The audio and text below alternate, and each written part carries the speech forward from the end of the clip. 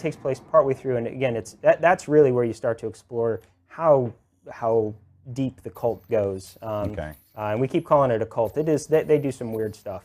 It's where it's kind of the facility that Olivia, who you mentioned earlier, is the head of, and so you're just breezing through these upgrades right now. Yeah, this is just to get him set up. I've done this a couple times. Yeah, I'm almost certain you have. you normally wouldn't get to do this. This is kind of, as a developer, it's fun to just, oh my God, I got 75 points. I get to spend them however I want. Yeah. Well, I can even imagine though, people they're going to deep dive into this game for a very long time. Yeah. And I could just imagine them just twiddling through all the menus and just flying through everything. Yep. And getting what they want with this, which of course it's always awesome. As people deep dive into games. Yeah, and I think people will enjoy. I think speedrunners will have a good time, because when I watch guys at the office that are doing kind of the speed runs, they know exactly which rune they want, which upgrade they want as they go through. So it is that thing. I get an upgrade point, and I'm banging through to kind of hit it.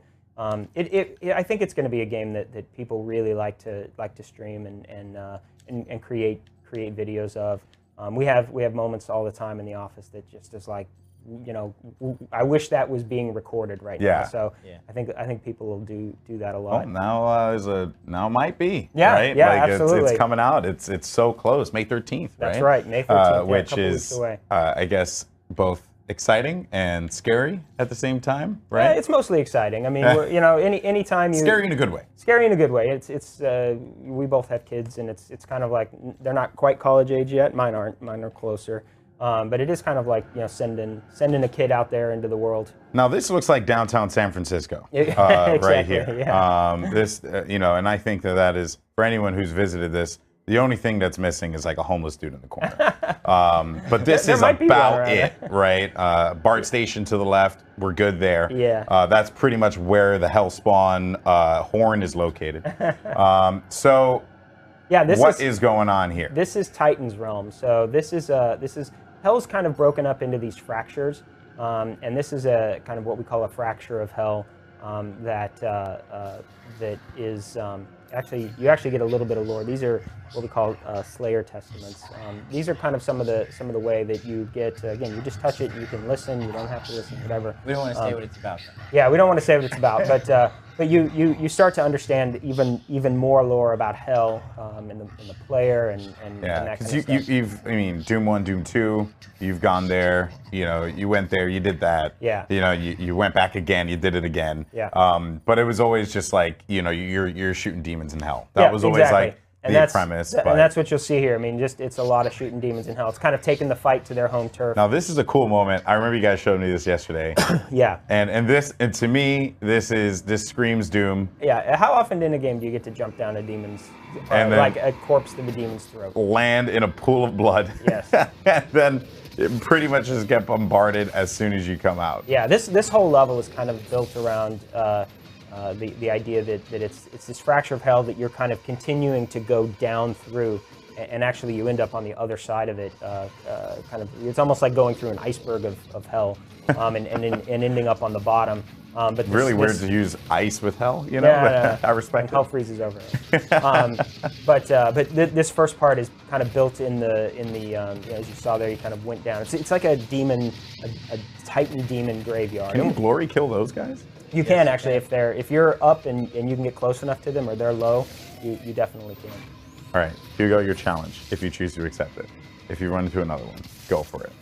Oh yeah. I want to see that so bad. That'd be so sick. So this is a Cyber Mancubus. There's so much to talk about as he plays through it. Yeah, Cyber Mancubus. The Cyber Mancubus, he's kind of a UAC kind of looks like my first girlfriend. That's what's up. Whoa. I had a rough high school. Yeah. he had pulled up the chain gun with a modification. It's probably one of my favorite guns in the game with the modification of the mobile turret, where you basically break it off into three guns basically, kind of all firing the same. And when we talked about the weapon wheel, again, like, you get to carry your guns with you all of the time, and have access to them. And as you get deeper into the games, revealing another little secret here, But as you get deeper into the game, not only do you have those 8 guns that are on the wheel, I'm not going to reveal it. but each mod. You can't just go there and then choose not to reveal it, Hugo. It's just that's not how this works. You can't just tease the viewer. You know what though? Like I'm worried we reveal too many secrets. They've seen too much. They have seen too much. All right. But the mods you can access. Once you have like a couple mods for a gun, you can only have 1 mod on a gun at a time. But you can switch between them really fast. You've seen him do that a couple times here,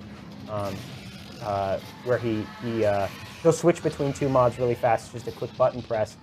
So between the weapon wheel and having immediate access to all those guns, and each gun having a mod, and then kind of a fast switch to the other mod, you end up with like 20 different combinations of guns that you can use at any time. That's a great strategy right there. There's like pro tip, number 1. Pro tip with Hugo, number 1. Exactly. Like shoot a pinky with the stun, kind of stun him a little bit, and then swing around him and shoot him in the butt with the super shotgun is fantastic.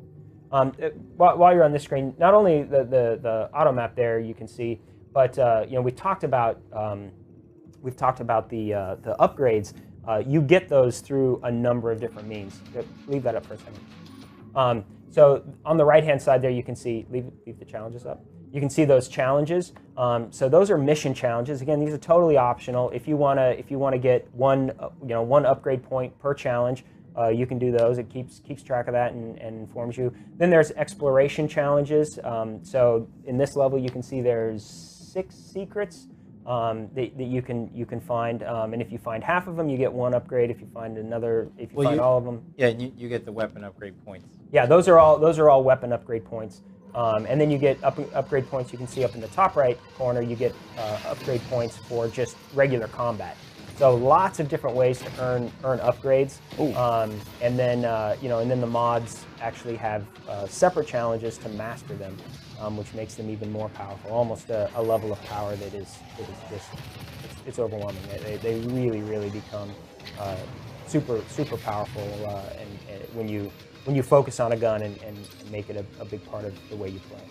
Nice. So now you're basically just in full-fledged demon monster slayer mode. Yeah, and at this point. once you memorize everything on the weapon wheel, you can kind of quick switch between it. I've been doing a lot of that, and make sure that you get the right sort of tool for the job. It's actually it kind of comes from the way, and the weapon wheel works great on the PC, but that desire comes from playing on the PC. When you play a game with all the guns, where you're carrying all the guns, it's way more important to be able to just reach up and hit the number key that you want. So we kind of wanted to design for the consoles, design that capability where you can get to any weapon really quick without having to cycle through all of them. And the weapon wheel kind of puts the game into a slow motion state for a little bit. And on the PC, it's similar. Yeah, absolutely. You just pull the weapon wheel up, or you can scroll through guns using the the mouse wheel, or you can pull up the weapon wheel, scroll to a gun, or move your mouse to it. So it's kind of a universal system that I think just works great when you're trying to manage kind of that full load of guns. Oh boy! Again, you can see like one of my favorite moments. Oh man, you gotta like prep that up. You can't just do it. You have to like get us prepared for it. Chainsaw Revenant. Chainsaw Revenant. Oh, absolutely. Crushing my dreams. We'll have to find some gas. Crushing my dreams. You'll find gas in hell, of course. It goes without saying. Oh man. Oh no. That is so cool. Yeah, you end up, when you get into missions like this where there's just an overwhelming number of demons, you end up using glory kills somewhat strategically, and they actually play into the harder difficulties a little bit, because when you go into them, when you actually activate it,